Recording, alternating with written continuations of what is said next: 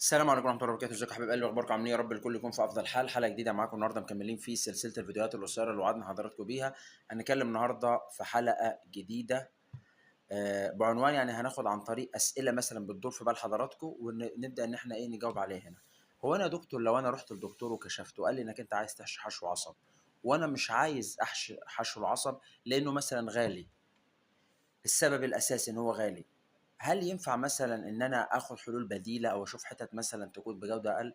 هاقول لك هو أنت في الحتّة دي أنت ما عندكش خيار، هاقول لك ممكن تروح لجمعيات خيرية أو تروح كذا، بس ما تحاولش تروح أماكن رخيصة، أنت كده بتتكلّم في صحّتك، يعمل لك حاجة أي كلام، أصل في ناس يعني والعياذ بالله ربنا يحفظنا وإياكم، في ناس ما عندهاش ضمير تقول لك أعمل له حشوة بنُص التمن، أعمل له حاجة على قد فلوسه، أعمل له حاجة كده، تبُص تلاقي بعد فترة ممكن يعني لا قدّر الله لو ما فيش تعقيم، مكان مثلًا عايز أقول لك ما فيهوش تجهيزات طبية كويسة، تبُص تلاقي ممكن يجيب لك أمراض بعد كده فجأة تُفاجأ إنّك أنت رايح تعمل تحليل يقول لك ده عندك فيروس، عندك مش عارف حاجة اتنقلت لك من مثلًا حاجات مش متعقمة كويس، حاجات بتتعمل أي كلام، فاستثمارك في صحتك هو من أهم استثماراتك في الحياة، لإن الإنسان لو صحته ضاعت هو ما عندوش حاجة تاني يقدر إن هو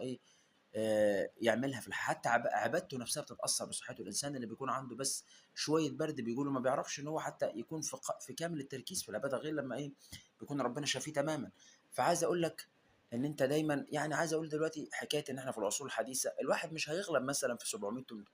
800 جنيه أو 1000 أو كلام زي كده، أنا حتى المرضى اللي تيجي عندي في العيادة لو أنا باقول لهم على حشو العصب والكلام ده، أنا مش فارق معايا إن هو بادعوه إن هو ييجي يعمل عندي عشان عايز فلوس أو كده، أنا باقول لك الصح المفروض يتعمل واللي هيتعمل بعد كده سواء أنت رضيت والّا ما رضيتش، ليه؟ لإن دي زي ما يكون ربنا حاططها حاجات ثوابت، هتقعد تهمل في الموضوع الضرس هيتاكل، هيسوس لحد ما يتخلع، وتدخل بعد كده في متاهات التركيبات، والتركيبات أسعارها أغلى من حشو العصب، فأنا عايز أقول لك لازم تخلّي بالك